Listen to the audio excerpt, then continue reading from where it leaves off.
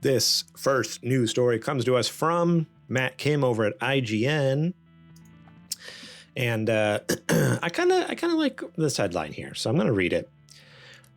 Really, this section is going to be more about our thoughts. We're not going to stick just to an article, but I figure this is a good jumping off point. Kind of give us some bullet points, and then we can discuss. But their headline over at IGN was Switch 2's big twist is that it plays it safe, and that's 100% the right move. This is according to Matt Kim over there. It's finally here. After months of rumors, Nintendo has officially announced the Switch 2, and perhaps the biggest surprise is how unsurprising it is. I'm not just speaking about the leaks, which have proven to be largely accurate. As previously reported, the Switch 2 looks very much like the first Switch. It's bigger, the Joy-Cons now attach magnetically, but the form factor, function, and usability remain largely unchanged from the first Switch. As a sequel to Nintendo's most popular console of all time, the company opted to offer a bigger, more powerful version of the system millions of people already own. And this, I think, is for the best. It might not have a gimmick, but maybe for the first time in a long while, there doesn't need to be one. The increase in power alone allows Nintendo to lean even deeper into what made the Switch such a great success: games. Nintendo's first-party output during the Switch era between Super Mario Odyssey, Mario Kart 8 Deluxe, and Legend of Zelda Tears of the Kingdom has been some of the best in the company's history. And between the Super Mario Bros. Movie and attractions at Universal Studios, the Nintendo brand is perhaps bigger than it's ever been. So releasing a system that will help the game shine even brighter is perhaps the best thing Nintendo can do right now. In the past, blah, blah, blah. Okay, you talk about some of the other gimmicks they've done, but yeah, so that's about it. This is a long article, but it's good to going on and on comparing to previous consoles, which we don't need to do at the moment here. But Adrian, you saw the announcement trailer, correct? Sure did. Okay. Yep. Saw it shortly after it dropped. What are your thoughts on this? On the look? I think. Well, first off, I think this is absolutely the right move. If you're in the know, like if you're in the weeds like we are, you know that Nintendo is absolutely terrified of the follow-up console, right? The concept of the follow-up console. Think about it. When they have to do a follow-up to a console that's relatively successful, at least in the last few iterations, it's been a flop, right? Like Wii U was a huge flop. GameCube, even though it was a great system with a great library, in sales compared to the other ones before it, was a huge flop. So, which is wild to think, because honestly, in my head, like GameCube is like top tier, but it's easy. But this was if you look at the numbers, like you're not wrong. Yeah, this was during the time where it was the early 2000s and everything was extreme and everybody wanted to be, super duper mature and was like, color, style, I don't like that. That's for babies. And so that's when, the GameCube got railroaded, unfortunately. Also, those little DVDs didn't really help because a lot of developers were like, we can't fit our game on 1.5 gigs of data, Nintendo. Don't do that, please. And they were like, forget you. We're going to do what we want. Anyway, so it makes total sense that they call this Switch 2. I think that was a great move. Even though I would have preferred in my old man, nostalgia glasses, Super Nintendo Switch would have been awesome. But I totally understand why they call this Switch 2. I have no qualms with it. It makes sense. It's easy for the customer to understand. That was the Switch. This is the Switch 2. AKA, it's inherently better than the Switch 1, and it is not the Switch 1. It is something different. As far as the console itself, I think it's same deal. They're playing it very safe. While at the same time making the adjustments and improvements that they need to. I appreciate that, and I should say I really appreciate that everything is bigger as far as the Joy-Con and as far as the main unit, because I've also come to the realization that the Switch is transportable, but it is not portable. You can take it places, but it is not meant to be a small, convenient, just take it out when you got a second type of experience. Right. So if we're looking at it that way, you might as well make it bigger anyway, because it's already not portable in it inherently. So why not just go with it? So if you look at it through that lens, Right, fully commit to the bit like every other, handheld manufacturer is doing right now. So now we got a full-on 8-inch screen. We got a decently bigger size Joy-Con, and the buttons protrude out now. So I don't want to hear anymore. I can't play it in tabletop. This is for baby hand. Nah, it's bigger now, Chief. It's bigger now, and the LNR buttons stick out. Grab the controller. You have no more excuses of why you're bad at Smash. It's got full-on triggers on the back. Yeah, it's got like even when it's in even when it's like sideways. Yeah, on the side, like it looked like there was like a trigger on the back. The one picture I saw. Let me see if I can find it again. I hope it has analog triggers. I was trying to look close and see if that's what I thought I saw. I mean, I guess we'll have to see and wait till April to see for sure. I would love if it had triggers. I feel like it kind of has to because every other handheld has them, right? Like. Steam Deck has analog, ROG has analog. Well, I guess is this a trigger or is this the release for the controller? Maybe this is a release. It's the release for the controller, but if you look at the triggers, I feel like there's a little bit of travel on there. So maybe a room for travel. But I say overall, also the USB port on top, great idea. You can lay in bed and actually play the game and charge your system at the same time. Or you can, I don't know, be playing in tabletop and still charge the system. So that was a great addition. But I mean, overall, this seems like what people thought it was and what we said it should be is just a refined version of the Switch. Take all the issues that people had with the original Switch and correct them. And maybe add a little bit of fun, or a little bit of a quote unquote gimmick with the rumored like mouse controls. I'd love to see how that's going to play out. It has a little optical sensor in the bottom of the Joy-Con. Yeah. I would love to see how they can do that because I also think that might open it up for a lot of games that, would be coming for straight from PC. Yeah. So maybe totally. Like a lot of those games where you can only control with a mouse, they can make Switch ports now. More like indie games that, a lot of indie devs just throw it up on PC because it's quick and easy. It's like, okay, I can start bringing stuff over to Switch now. What do you think the little extra button thing underneath the home button is? Do you think I've heard speculation it's a C button? I've heard speculation it's an actual like little touchpad apparently on the new handheld gaming competitor to the Steam Deck has like a touchpad that's like mini, similar to that. Like it's a small, but it's like it's a trackpad for like use a mouse basically, but with your thumb. I think it's way too small for it to be a trackpad, especially if you wanted to use in games for movement, because it looks like it's the same size as the home button, which is, if you look at your Joy-Con now, relatively small compared to the rest of the buttons. So unless you're gonna like, maybe it's the center of a surface area that you can use to try to do mouse controls, I could see that. But I do think it's a button. And I think, in my opinion, somebody had a good theory that it is a share button, but not the same way as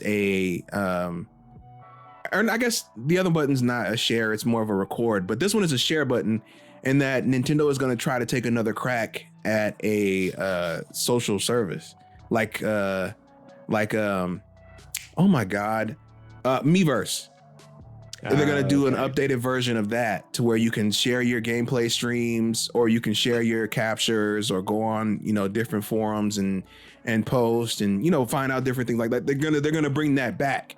Yeah. And so that's going to be a button that you can click to press to immediately go and share your stuff, or you just press it in general and it'll take you to that application.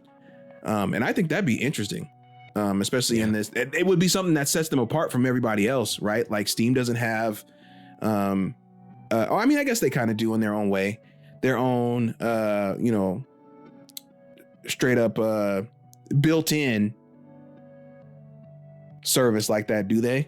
I mean, they have Steam? I know they have forums, right? But like, is it as inherently tied as this would be with the Switch? They do, but it's not intuitive. There is a whole thing in Steam to be able to like share screenshots and videos and all this stuff, but it's never been at least not for me. I've never been able to figure it out. So, right, yeah, to have something that's actually just like quick and easy would be nice. Yeah, and I've seen the theories that it's a cast button. So like you can cast or you connect to the dock and then it'll wirelessly send the signal to the dock to put video up on the TV. That's interesting. I kind of understand the thinking there because it's like, oh, you can have dual screen games, and maybe that's how they're going to do the DS version of Nintendo Switch Online. But that also inherently hamstrings it, because how am I going to play that when I'm not home? So I just can't play DS games when I'm not at home. Yeah. So that doesn't really work. I don't think that's, Somebody had a great idea though, that for DS games, if you want to play those, they're just going to put both screens on the Switch unit itself, and then you use the Joy-Con in mouse mode as the touch cursor. Oh. And I'm like, you know what? Yeah. That's pretty clever. Again, if that little square thing is like a little mini trackpad, like that would work fine for a DS game as well. Like it's like a little cursor you could swipe around too. Like, yeah. I don't know. So I mean, we don't know anything, and you know, I'm excited to see what's coming in April, till we can finally have a firm grasp on what it is. But I dig what we've seen so far. So yeah. I like the design of it. I'm excited about more Mario Kart. I love that's how they demoed it, is just Mario Kart running in the background, like not playing Mario Kart, but it's just running, and like, you know, it's just kind of funny. It's just on. Stoked for that. Apparently, what are people talking about? There's like slots for like 20 some people to be racing. Like, are they going to bring like 24 person Mario Kart race? They better. Can you imagine? Somebody said, can you imagine a 24 player baby park? 200 cc. God. Oh my God. I would quit. If I was playing online with somebody and it randomly selected baby park, I would not race in that race, because it's already crazy with 12 people. Now you want to double that? No, I'm good. They have plans for so the Nintendo Switch 2 Direct is happening April 2nd, 2025. We're obviously going to get more details, pricing, an official release date, but and they've announced hands-on events across the world, which me and Adrian put our hat in the ring, try to get into the LA one. Let's see if we let's hope. Ooh, that'd be so sick. I feel like we got good odds. At least one of us has to get in there. You know what I mean? Yeah. Yeah, this is overall, I'm pretty stoked about it. I'm excited about this new console. I will be honest though, I don't know if I'm day one sold. Like, this is one of those things where I am feeling oh yeah, I definitely will need to upgrade. Like, I will want to upgrade, but until we see more, until April 2nd, basically at this point, or until I'm able to get my hands on one in LA, I'm really feeling like I don't know if it needs to be an immediate upgrade. I don't know. In the past, it was like when the Switch came out, like I got that at launch. When I don't know, with a lot of things for me, it usually is like yep, okay, I'm gonna get this day one. But I guess with the PS5, I waited a while. Like with the PS5, I waited. But like before that, I was always more of like a day one kind of guy. So I don't know. It's a newer, more mature me. I'm kind of feeling like, well, maybe I don't need to upgrade right away. But of course, all it takes is like one killer game that's coming out, or like a sweet feature that, like, even if it just makes old games run better, I'd be like, okay, yep, no, sorry, I got to get this. You know, I got to figure this out. Oh, dude, a 1080 60 Breath of the Wild. Oh, yes, 100%, something like that. But at this point, we don't have any information like that. So I don't know. I don't want that to sound negative. Like, I'm not excited about this. No. I'm stoked for it. But I'm also like, oh, you know what? Like, this might be something, if it ends up coming out in like fall, like, okay, I'll wait until maybe the spring to pick it up if there's nothing like major coming out initially. But I don't know. We'll see. We shall see. What about you? Are you feeling day one on this? Absolutely. They have more than proven their track record with the Switch. And if this is just going to be more of a good thing for me, then I have no doubt about it. You know, and I've been burned, right? Like I got a Wii U, and while the software library was good, the console itself was the real thing that held that generation back, right? It was just not well communicated. It took forever to open anything on there, all the way up until its dying day, and the user base was just not there. So a lot of third parties abandoned it. I think they don't have anything to worry about. I would pray that they understand that they're not gonna have the same level of success with the Switch 2 as they are with the first one, because the first one was such a phenomenon, and we didn't have anything like that before, and now it's basically, you know, the norm to have that form factor of a system. If you want to take something portably, right? There's other alternatives out there now. Mm-hmm. So right. Switch 2 might end up doing, you know, a little over half of what the first Switch did, and they have to be okay with that, you know? So I hope that they're adjusting their projections accordingly, which I'm sure they are. Nintendo's not stupid, right? Like they can read market trends and data and things, see how things change over years.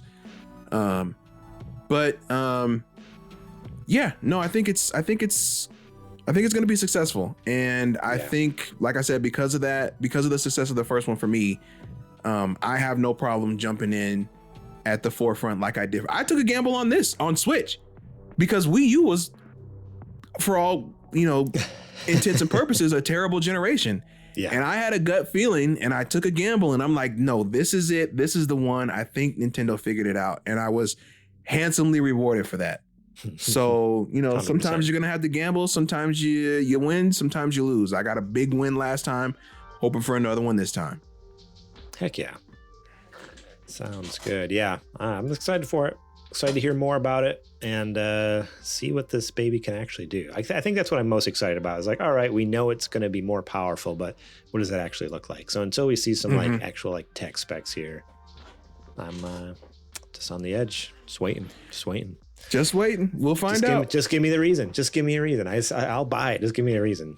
Oh, if we get into that event, you'll walk away with a reason. I feel like I know at least one. That's my fears. If I go, it's going to be like, and I'm buying this. When you're exposed to that Switch 2 in-person propaganda. Oh yeah.